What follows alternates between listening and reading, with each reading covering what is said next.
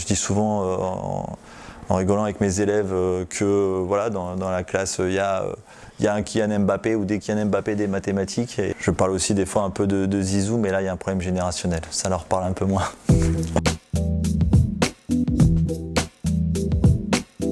Bonjour, donc je m'appelle Nicolas, je suis enseignant en mathématiques dans le secondaire au collège depuis un petit peu plus d'1 an. J'ai commencé dans un collège hors éducation prioritaire et là je suis maintenant en éducation prioritaire, en REP+.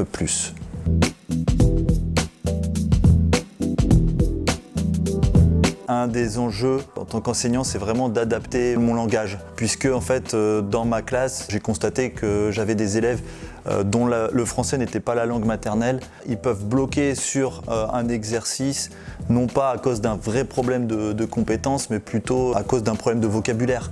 Là récemment, je leur avais donné un problème au cours d'une évaluation.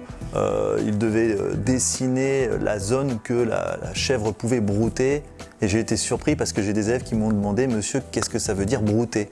Donc il faut que j'explique, je sois plus explicite même quand je présente une nouvelle notion, que je prenne le temps en fait de définir le mot en question. D'un autre côté, il faut, et c'est aussi un des enjeux je pense, arriver à les amener vers la compréhension de cette notion et ne pas se censurer. J'ai eu par exemple une visite de classe par mon tuteur du choix de l'école.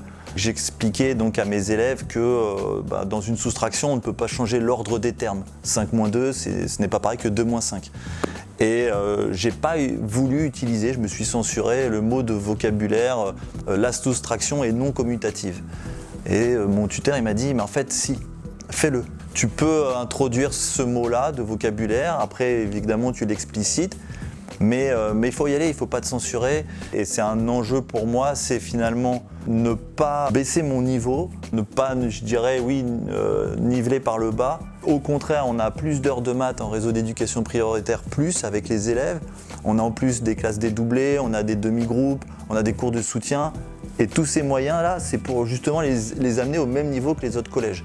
Et pas finalement entretenir peut-être ces différences de niveau quand même constatées. Autre enjeu pour moi aussi important dans l'éducation prioritaire, c'est la mise au travail des élèves en classe, mais aussi à la maison.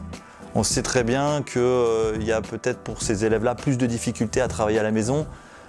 Et là aussi, j'ai l'impression que parfois certains collègues peut-être se censurent un petit peu et ne donnent pas forcément de devoirs à faire à la maison aux élèves. Je pense qu'au contraire, il faut arriver à faire en sorte qu'ils soient capables de travailler tout seuls à la maison, parce que certains élèves vont poursuivre ensuite leurs études. Bien sûr, il faut les accompagner, il faut prendre en compte les difficultés qu'ils peuvent avoir à la maison, ils ne sont pas forcément aidés. Mais il faut donner quand même, je pense, des exercices. En tout cas, en mathématiques, c'est ce que je fais. Et je suis plutôt content parce que c'est une belle victoire quand je vois que j'ai 3/4 de la classe qui fait ces exercices régulièrement.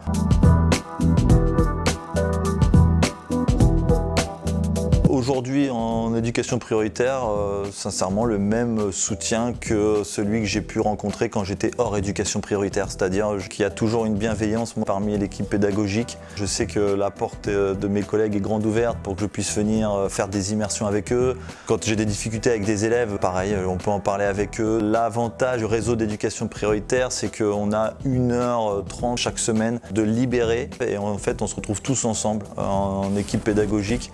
On appelle ça une heure de coordination pour vraiment pouvoir travailler, échanger sur, rencontrer les professeurs des autres matières, discuter sur nos élèves, sur leurs difficultés et voir comment on peut mieux les accompagner. Ça, c'est vraiment un plus par rapport aux zones hors éducation prioritaire.